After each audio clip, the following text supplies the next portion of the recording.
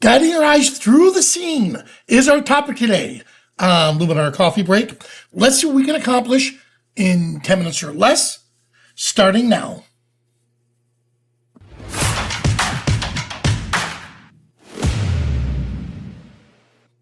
Hello, everyone there. I got to fumble there with the starting now thing. All right, so for the last, 48 hours, I've been working on a Udemy course for our Skylum channel, and it's all about landscape. So Angie Birmingham, Jim Nix, and Jacob Boris donated some images. I'm going to show you the ones. They donated these images for me to use for the exercise file, and I wanted to share it with you also. All right? So what we're going to do is guide the viewer's eye through the scene. So here's the original image. Now, it was shot purposely underexposed, and this is what we're going to create with it. Now, just to give you a history of it, I didn't use dodge and burn, but down here, it's all, we're going to deal a lot with develop, enhance AI, relight, and then a little bit of structure in there. All right, so I'm going to discard all the edits, and we're going to start fresh. So here I am. I'm going to start first with develop raw, and I just want to bump up the smart contrast just a little, increase the shadows, and tone down the highlights. And then I do want to enrich the black tones, and then, yeah, I'll bring out the white just a little bit. Now this, I mean, it's better, but it's nowhere near where we need to be. This is just a starting point. Here, Enhance AI, this here does all the heavy lifting. So I'm going to crank it up to about 80%. And I'm going to enhance the sky. Good. Now I did it once. Well, let's do it again. So I close it, reopen it. Oh, there it is. Look at that. Same thing. That's looking good. So look at what this did for us. From this to here, and each step of the way, it's going to get better and better. So we'll go to this one here, and then we added it again. And notice I didn't go to 100%, just around 80-ish, and then do another instance of it. I found I got better results. So I like this here. We still need to guide the viewer's eye, and I want this to be here, the focus point. So I'm going to jump down, and before I do that, let's do some structure. Yeah, there we go. And I'm going to boost it. Now, I love how structure is adding it. Now, I noticed in doing this, he had a few dust spots. So we'll take care of the dust spots in a moment, but what I want to do is invert this mask. So I want to select the sky, which is fine, but I don't want the tool to be appearing on the sky. I want it only on the mountains, so I'll invert it. Look at that. Before, after. All right, now let's deal with his dust spots. And once we get rid of those dust spots, there it comes. There we go. Good. We got rid of those dust spots.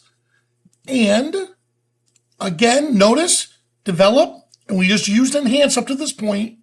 Now let's go to the relight tool. So under creative, here we are. I'm going to hit relight.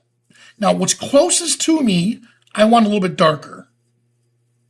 And what's furthest away, I want it just a touch brighter. And depth is going to control how far it goes into the scene. And I think right about here looks good. All right, great. Now it's starting to take shape. All right, I like where it's heading. Again, and I'm going back and forth for the quick preview just to show you. So look close at the mountains.